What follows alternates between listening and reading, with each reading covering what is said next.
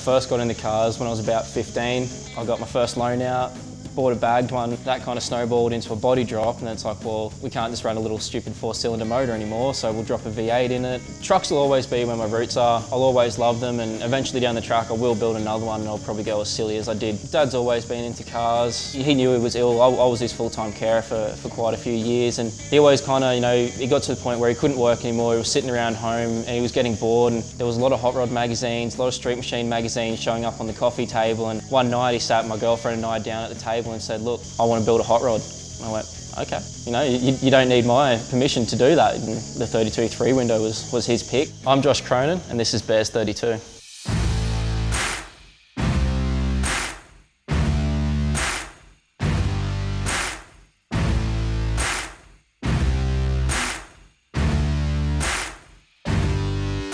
So Dad found a shop, C&W Components, where they were making reproduction fiberglass bodies of the hot rods. He'd organised with them for the body and the chassis to be made up. We got the phone call probably 6 weeks before Dad was going to pass away, and they just said, look, you kind of got this time frame. That's where it kicked in for me. I went, okay, well, this car's nowhere near where it should be for him to ever be able to drive it. So I think that was probably the hardest thing for him, was realising the fact that this was his car, this was, this is what he wanted to do, but it was never going to get there.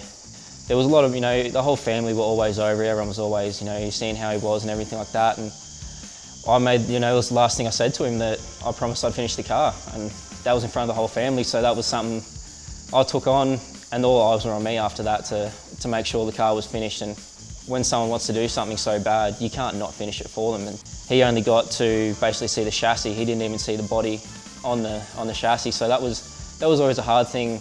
I didn't really know what to do with the car. Like, I hadn't been into hot rods, I didn't really know where to go, how to go about them, so I brought it home and kind of just sat there for a little while trying to figure out how the hell I was actually going to finish this car. And a good mate now, Bundy, he came around, picked us up, and he saw the car there, and we got to talking, and ever since then it's basically been his little baby. And the best thing with him was he lost his brother in basically the same time frame that I'd lost Dad, so he's always understood their connection, and it's, he's taken it on as his car as well.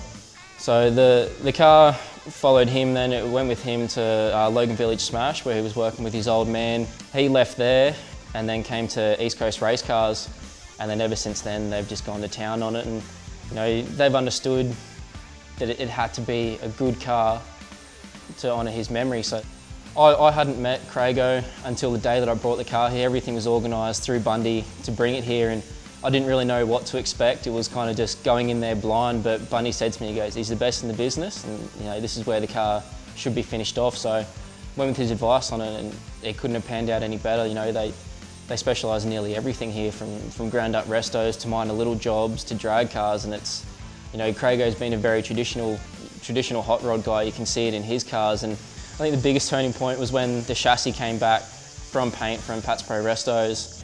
Anything that can be painted has been painted. Chrome covers on whatever we could get covers on, and it's just to keep it simple under there. It's a 1932 Ford Coupe, 3-window, fiberglass body. The chassis is just a reproduction of the 32 Ford chassis with a Ford 9-inch diff, full floating hubs, true track centre, coil over rear, leaf sprung front. It's just running a mildly built 350 Chev with a 671 supercharger on it.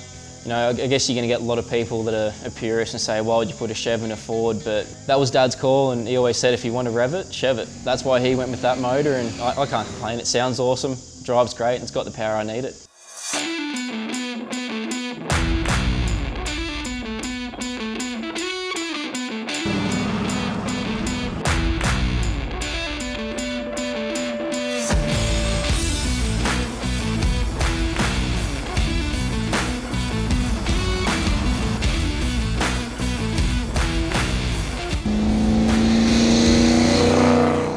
So the front fenders have been sectioned and brought down 2 inches on the side, so it gives that a bit lower look and almost tucks rim at the front. The roof's been chopped 2.5 inches. We had to try and figure out the best way to hide things. So with the indicators have been we had to change the whole new headlights around and actually cut LEDs into the headlight casing, and then on the back they've been tucked up in between the fuel tank and the body, so you can't see them unless they're on.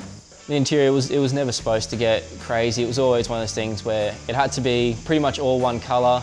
It all had to suit the outside. 39 Zephyr tail lights on it, so we thought we'll try and bring some sort of Lincoln into it. So that's where we kind of got the style for what's on the top of the seat and the door cards. It got finished mid-2016. It was just after pretty much 3 years on the dot from start to finish of the build, which is pretty short time frame for it. We decided the Brisbane Hot Rod Show would be the best one for it, closest for all the family to be able to get to, and when the car kind of escalated to what it was, it did need a really good platform to be unveiled to everyone and so everyone could see it.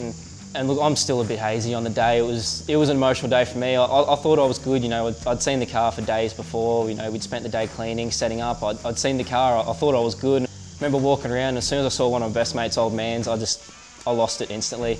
And just the whole day was a mess since there, but second place Coupe.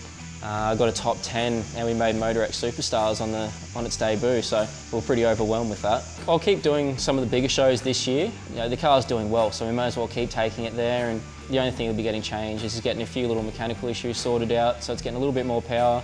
We'll get the brakes sorted so it can actually do a skid, and that'll be it.